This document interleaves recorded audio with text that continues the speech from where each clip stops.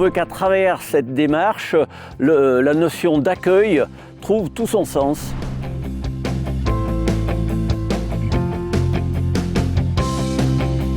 On s'est lancé avec les Gîtes de France, tout simplement parce que dans leur démarche, dans leur manière de faire découvrir les territoires et héberger donc une autre population sur des espaces ruraux, c'était les plus bien qualifiés, compétents dans ce domaine. On a eu un soutien technique, on a eu un soutien dans le domaine de l'accueil, on a eu un soutien dans la manière d'aménager, de créer des espaces conviviaux.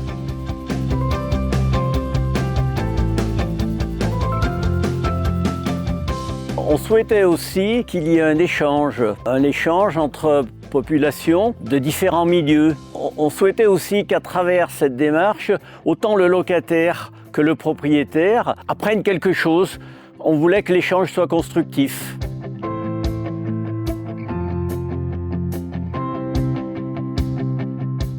Au sein des Gîtes de France, nous on a fait le choix d'avoir l'agrément Gîte Panda qui met en valeur et souligne les particularités des espaces naturels. On est dans un parc naturel, le parc naturel régional du Pilat, et il y a effectivement une richesse écologique qu'on ne trouve pas ailleurs, des particularités. On est à quelques centaines de mètres d'un site prioritaire, la tourbière de Gimel par exemple. Et c'est cette manière d'observer la nature, d'intervenir pour l'accompagner dans son développement.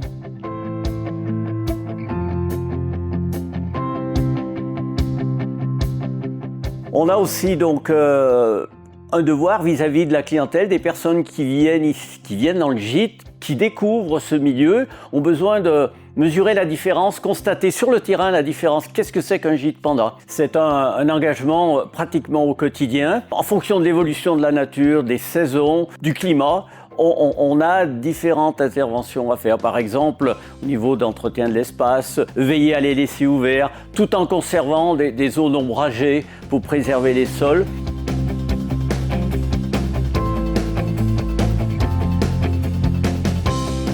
Si j'avais un conseil à donner à quelqu'un qui a un porteur de projet dans le domaine du tourisme et de l'hébergement du tourisme, je lui dirais que de prendre l'agrément Gîte Panda au sein du mouvement Gîtes de France, c'est très simple. L'essentiel du travail est fait par la nature. Tous les jours, les paysages sont différents. Il faut simplement accompagner et montrer ces petits détails qui font notre richesse paysagère sur le territoire du parc du Pilat, dans le département de la Loire.